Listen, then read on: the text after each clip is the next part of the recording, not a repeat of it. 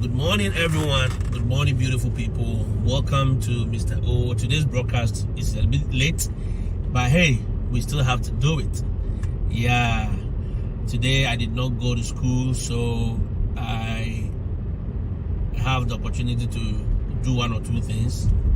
I have some personal things to take care of. So it is what it is. Sometimes you have to be like that, you know what I mean? Yeah, so Miliano, what is happening? How is the day going for you? Mine is going very well. Mine is going very well. As you can see, very bright day, very beautiful day. It's a very beautiful scene. The greens, the trees are all becoming green again, and it's looking good, right? Yeah, it's looking good. All right, so I just want to share a quick thing with you. All right, so I'm going to flip the camera and I'll share a very quick thing with you and we'll continue. All right, so a few minutes ago, a teacher sent me a message. In fact, he went for his visa interview and he sent me a message about the fact that he was denied. And this is the first denial that I've heard of this year, because all the guys on the platform, everyone comes back with the good news. Come back with the good news. But unfortunately, his was denied. And I'm going to share with you a very basic thing why he was denied. In fact, we are not in the visa officer's mind to know exactly why he denied it, but we may want to say that that is the reason why. So he said he was asked a few questions. I mean, he was asked about where is he going, why is he going to the US. He said he was going to partake in the exchange program, blah, blah, blah. He said, okay, I mean, which level do you teach? He said, I teach middle school, mathematics. He said, okay. So how do you deal with difficulty in middle school students' understanding of math? All right, I'm rephrasing the question. So how he deals with middle school students having difficulty in math. And he said, oh, he's able to use games to explain concepts to them and all that. Okay. And then there was a follow-up. There was a follow-up that says that, which kind of games do you use? All right. Then he said he couldn't give a proper reply to that answer. Which kind of games do you use to explain concepts to your students? He couldn't give a proper answer. So the next question the visa officer or the VO asked has to do with the same thing. I mean, it was circling around that same thing. Oh, what kind of games will you use to explain mathematical concepts to middle school students to ease their understanding or to make it possible for them to understand? Okay, it is centered around that, but the responses was not cohesive. And based on that, after those few questioning, then the visa officer said, I'm sorry, your visa will be denied. Okay, and these are few things that I deducted from the voice note he sent me. All right, these are the few things I deducted from the voice note he sent me.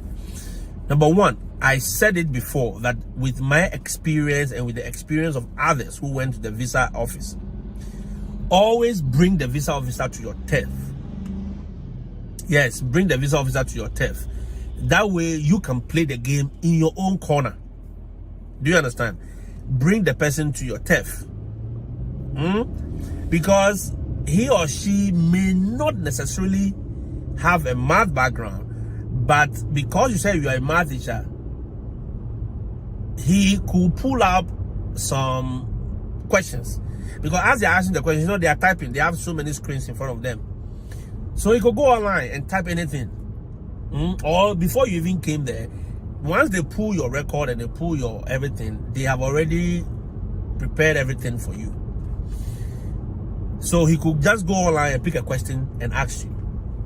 Or sometimes the person have a bias towards a subject. So he science bias or math bias or something. So he can easily ask you something. All right? With that, you have to make sure you turn the whole thing to yourself. In my experience in 2019, what I did was, he asked me about math. He said, look, what do you teach? I said, I teach math. Which aspect of math?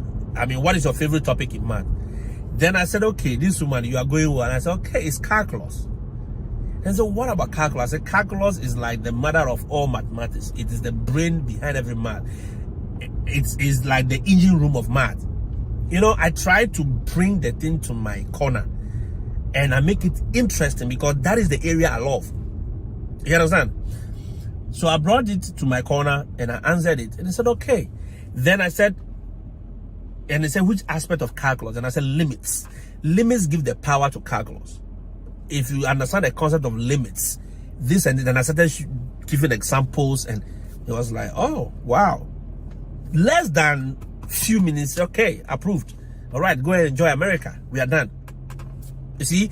So first of all, bring every question they ask you, personalize it. Look, trust me, guys, the question, you may not be telling the truth.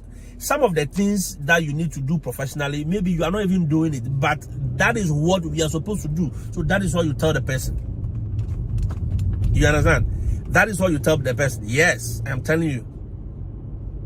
I will tell you straight away that this is what I will do. I'll do this, I'll do this, I'll do this, I'll do that, I'll do that, I'll do that. Come on. You know that what we are talking about is not what you have been doing, but that is what is supposed to be done. Therefore, you are bringing the person to your level. You understand? If you ask me that question, which games, without even thinking of anything, I'll think quickly about something. I have already prepared a game in my mind. You understand? You have it. You are a math, you are a professional, so therefore you should be able to think on your feet. Which games can you use to explain concept? Okay. So for instance, if you are teaching about angles, or we are doing geometry, and these students' understanding of angles and measurements is very abstract, so I will take them to the field and we'll play ball. Now I will draw a very big triangle that is like a right triangle, and kicking the ball from one spot to another. Then we measure the distance, then we measure the speed. We can do anything, and in that their concept of angles is building. Look, trust me, if the person is not fully mad biased, that example alone you have given will be very interesting to the person. So, oh, really? Oh, yeah. And that is what they want to hear. And that is what they want to hear. So at the end of the day, you have personalized the thing. Yes, you all know that doing that thing, going on that field, may not necessarily solve every problem in math, but you are personalizing it to a certain aspect of math, geometry, angles. So let's measure 60 degrees. You put the ball somewhere, they kick it. So at the end of the day, even those who are playing football knows that, if the ball is in this part of the field, it is 60 degrees from the pole.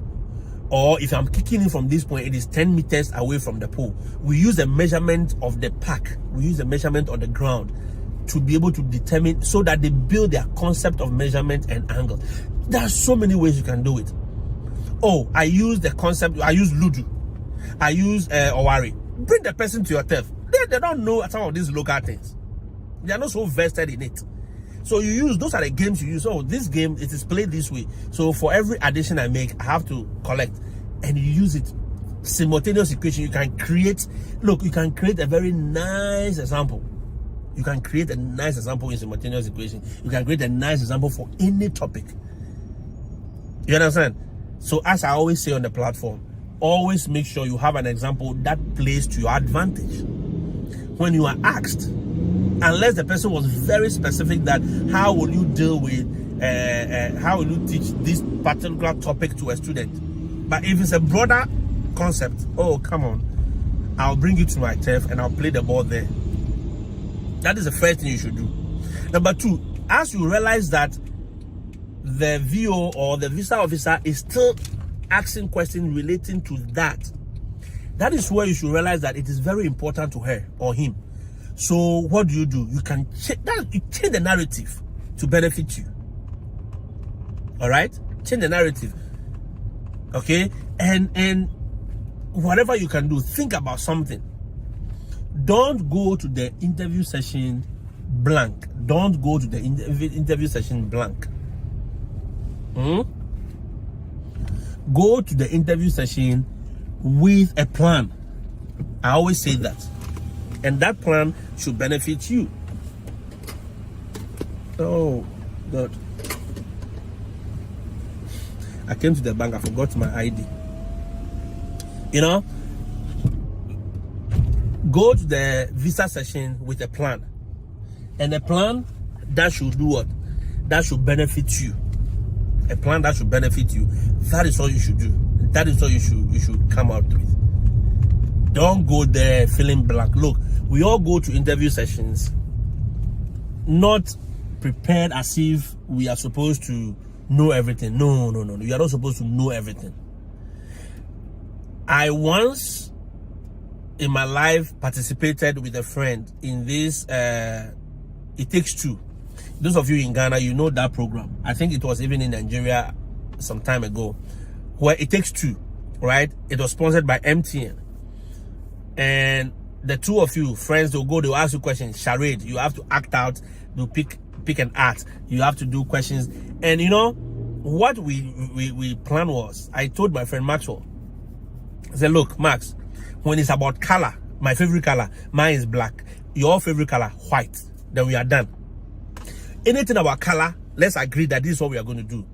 Anything that has to do with height, this is what we are going to do. Anything that has to do with favorite destination of anything, this is what we are going to do. I would say Florida, you would say Bermuda. Anything, you know, we planned and arranged. When it comes to your favorite shirt or whatever, we planned that this is my favorite food. It may not be my favorite food for that day, but this is my favorite food. So you plan and you tell yourself that when it comes to examples, or when it comes to talking about mathematics, this is what I'm going to look. Trust me, when you ask me a question right now on the spot, I went for a program recently, and there are principals there doing hiring, on the spot hiring, right? Do you know one principal just asked me, teach me anything in algebra? Yes. He said, teach me anything in algebra. Quickly, I just zoomed. It took me like 5 split seconds. I said, okay, let's go. I just zoomed into action and into acting mode. I thought, and she was like, oh, that's good. Because she never expected it. But you see, for me, if I have planned and I purpose in my heart and my mind that if you ask me anything about teach me, this is what I'm going to teach you. Oh yes, I'll bring you to my turf. I'm not going to, unless you dictate, unless you are very specific that how will you teach this concept to kids, then I will have to dig quickly and dig deep into my math concepts and my professional life and just teach you. Either than that, I will just bring you to my turf. If you leave it blank and open, if you give me open check, I will bring you to my turf and I'll write the amount I want on that checkbook. And that is what I keep telling all of us every day. Let's encourage ourselves. And I want us to keep that momentum and that plan. Plan it. Those of you who are yet to go to the embassy, please.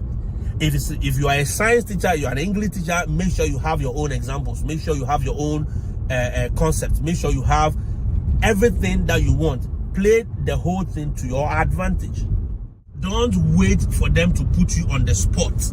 Then at the end of the day, you are confused. No, don't wait for them to do that. Don't wait for them to put you on the spot. Make sure, if it's about examples, tell yourself that these are the examples I'm going to give. If it's about I'm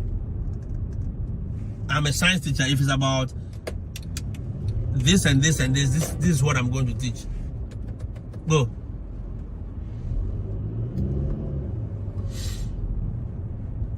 You tell yourself that if it's about this is what I'm going to say. Plan it. Have a plan in mind. If it doesn't go that way, forget about it. All right? After how many kids do you have? What are you going to teach? The subject you teach, you know it already. But anything that has to do with you having to teach or having to do with your profession, make sure you bring it to your turf. Please. The same thing when you are coming to enter the US with your documents. The immigration officers or the custom officers will ask you questions. You should be on top of your game. You know, the questions they ask you at the embassy, I told you in my experience, when I got to JFK, the custom officer, they asked me the same questions because they see it in the system. Yes. So they have access to all your information. So he asked me that same questions. What do you teach? What are you coming to do here? Why do you love teaching math? Then he got into conversation. So, when I was in high school, I never liked math. Then he also asked me, which aspect of math do you like? And then again, I said calculus. Because it is comfortable. It's an area I can comfortably talk about, even in my sleep. You understand my point? And he just allowed me to enter. And that's it. I don't need to struggle. I don't need to now be thinking about what to say or what not to say. No, I don't need to do that. Once you have a plan, stick with it and go with it. Guys, this is just to encourage you. This is not to scare you. This is not to make you feel you are not ready or you are not worthy. No. Every visa interview experience is different. Every visa interview experience is different. The questioning style, so you may have access to some questions that they may have asked other people. Yes, but trust me, it may get to your turn and the questions will be different. They'll be asking you something else. The only thing I'm saying is play the game to your advantage. If it is open-ended questions, make sure it favors you.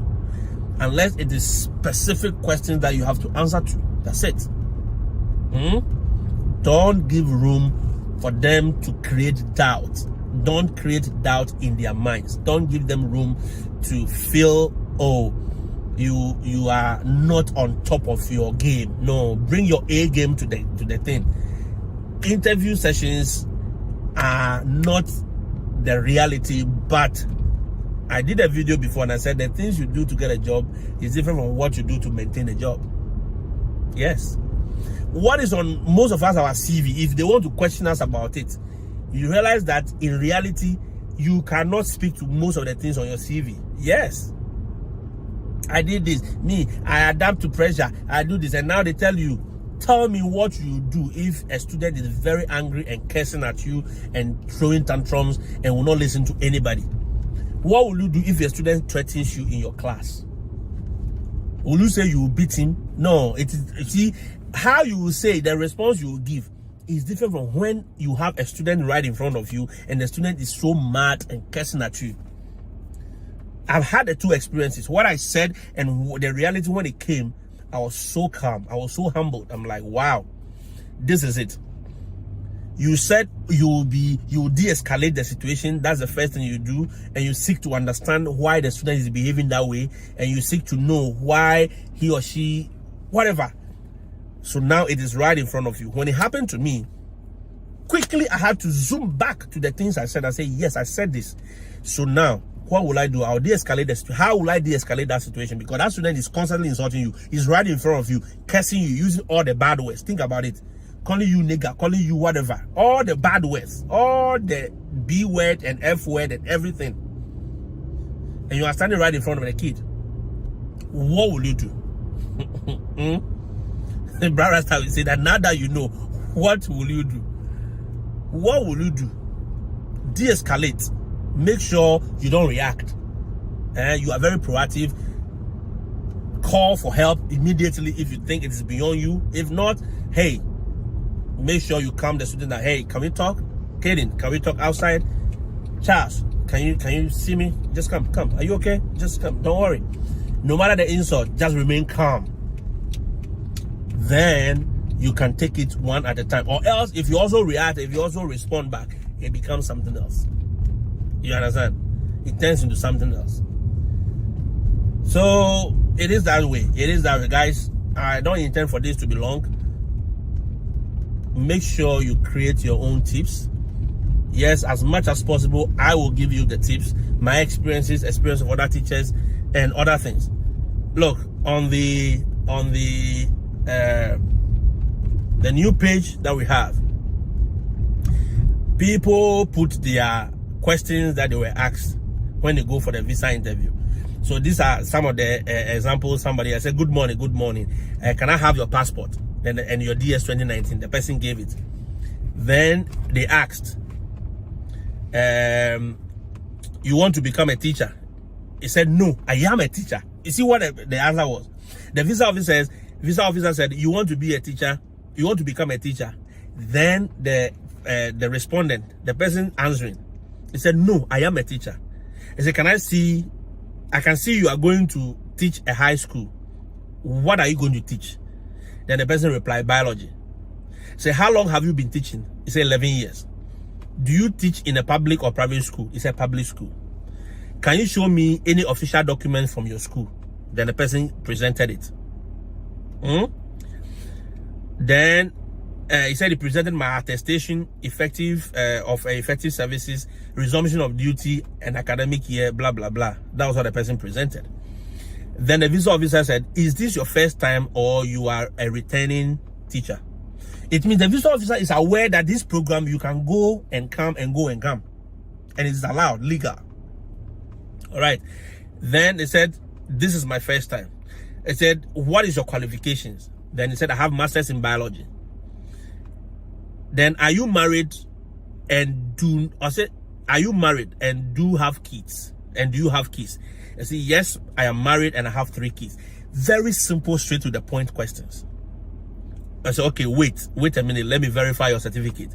So because he took the certificate from him, he verified the certificate. After 5 minutes, he returns and said, okay, I see you are highly qualified, so your visa is granted.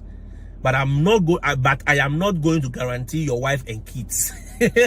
You see, this visa officer is trying to be very, funny and trying to, because every person or everyone who stands before them on your own merit. You understand? So the fact that you have been granted, he cannot guarantee your wife and your kids. Sorry, you have a glare in the camera. He cannot guarantee your wife and kids. Is that okay? Because when they come and their situation is different, it means he may deny them, or even if it's another person, they may be granted. Because they are not in front of him that particular moment. And another person too was asked these questions. Let me read them before I move. He said, why are you going to the US? For how many years have you been teaching? The person answered, let me have your certificates. I see you have a master's degree. What was your most challenging course during your master's degree? The person answered, why was the course challenging? You see, a follow-up question. What was your most challenging course during your master's degree? Then the person answered and said, why was the course challenging? And you have to explain why it was challenging. Maybe I lost my dad. So such a question like that, you can just create your own answers. They said, oh, that was a semester when I lost my dad or I lost my parents. So therefore we were switching between funeral arrangements, and as you know, in the Ghanaian community, that. Then you say something. Then he said, okay, what are the problems that you face as a teacher in the classroom? He tells them the problem he faced. That one too, you can create your own. In fact, even if you have not created anything, you can think on your feet. You can immediately think on your feet. Problems in the classroom, every teacher must know what problems they face in the classroom. After the problems, there are too many. Indiscipline, students, apathy, not ready to do any work, and all that. These are the challenges you face in the classroom.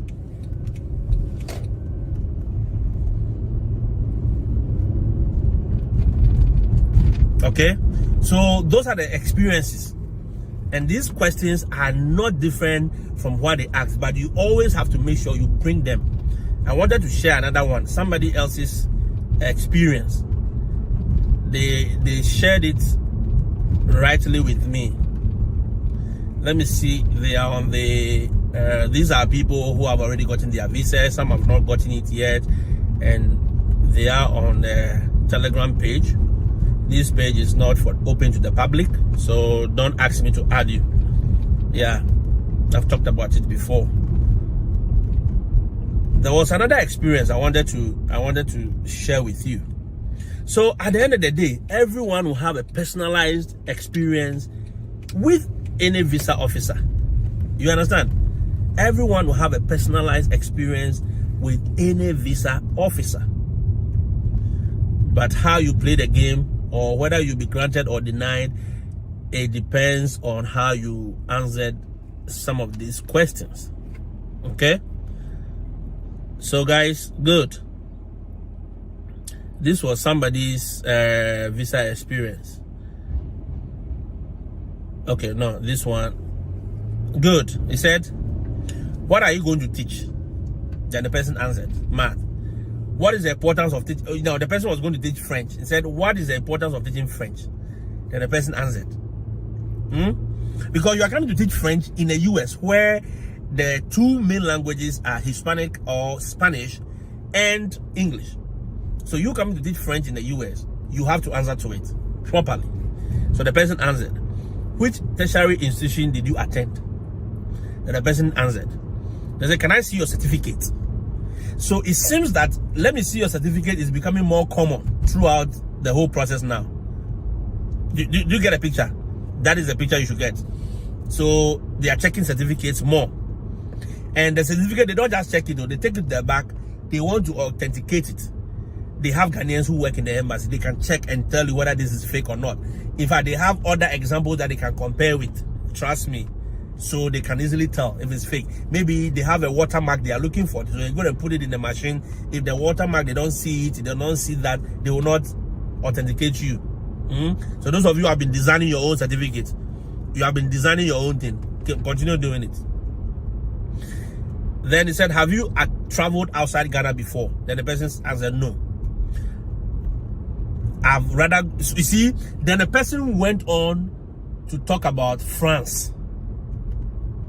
This is the place that I always tell you that make sure you don't give them answers that they've not solicited, or the questions, don't give the answer that they've not asked you anything about. Don't put yourself in any trouble. So the person went ahead and said, oh, I've rather stayed in France. Then he said, how long have you stayed in France? You understand? Then he answered, he said, what subjects have you taught in France? So now you have gone to open France cankerworms, and they are going to answer you, question you on France also. So he said, what subject have you taught in France? He answered, are you currently a teacher? The person have asked you all these questions. If you are not a teacher, he or she will know, right? But he said, are you currently a teacher? Then he answered. Then after that, he said, congratulations, your visa has been approved. So the experiences and the questions will be different. But again, I expressed and I said it, don't give answers to the things they have not asked you. It's as basic as A, B, C, D. If they've not asked you, don't provide the answers. Be very straightforward, simple, keep it simple and basic. All right? Keep it simple and basic.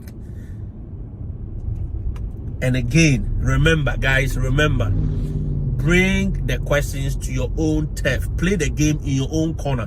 If you are a chemistry teacher, play the game in your chemistry zone. If the question is open-ended, it is broad, play it in your zone. Don't allow the visa officer to corner you. You understand? You are a professional teacher. Know the practices in the classroom. Know the legal ones. Know the illegal ones. If they ask you about children discipline, don't go and say, I'll beat them. If a child is disturbing my class, I'll beat that child. I'll shout on that person. No. That is not professionally what is supposed to be done. I'll seek to understand why the student is behaving that way. I will talk to him and I'll call home. I'll make contact with the parents to understand the situation the child is in, blah, blah, blah. You say all those are the professional ones you have to do. But back home in Africa, in wherever, we beat them, we shout on them, we knock their head.